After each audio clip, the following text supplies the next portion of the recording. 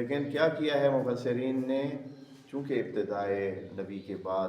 ابتدا میں خود نبی کے زمانے کو بھی انہوں نے ایک کیا قرار دے دیا ہے، ایک قسم کا جنگی زمانہ قرار دے دیا ہے، اور جنگ و جہاد، اور وہ سمجھتے ہیں کہ تلوار کے زور پر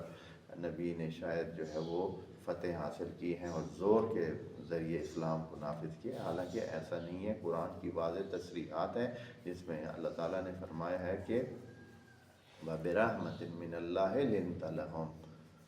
یہ جو آپ کے آس پاس میں اتنے لوگ اکٹھے ہو گئے ہیں تو اس کی وجہ کوئی زور، جبر، طاقت، تلوار نہیں تھی، بلکہ کیا تھی؟ فَبِرَحْمَةٍ مِّنَ اللَّهِ لِنْتَ لَهُمْ، تم اتنے نرم خو تھے، اتنے نرمی سے پیش آتے تھے کہ اس کی وجہ سے یہ آس پاس میں جمع ہو گئے ہیں۔ وَلَوْ كُنْتَ فَظًّا غَلِيظًا، اگر سخت ہوتے، درست ہوتے،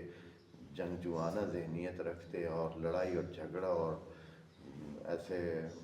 دھونس اور دھمکی کی بات آپ کرتے تو لَانفَضُّوا مِنْ حَوْلِكَ، یہ آپ کے آس پاس سے بھاگ جاتے۔ تو اسلام کی شوکت قرآن کے مطابق زور سے، جبر سے نہیں ہے، نرم دلی سے، رحمت سے آئی ہے۔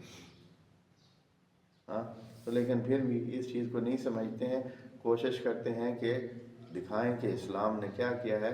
تلوار کے زور پہ جو ہے نا کافروں کو تہس نہس کیا ہے اور مشرکوں کو ختم کیا ہے، اور پھر جو ہے اسلام کے جھنڈے گاڑ دیے ہیں۔ اس طرح کی باتیں، جذباتی اور جاہلانہ باتیں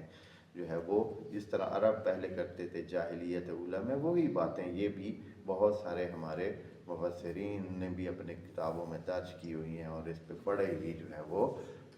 ایسے بیانات لمبے چوڑے دیتے ہیں۔ حالانکہ قرآن اس طرح نہیں ہے، قرآن انسان کے اندرونی جہاد کی بات کرتا ہے،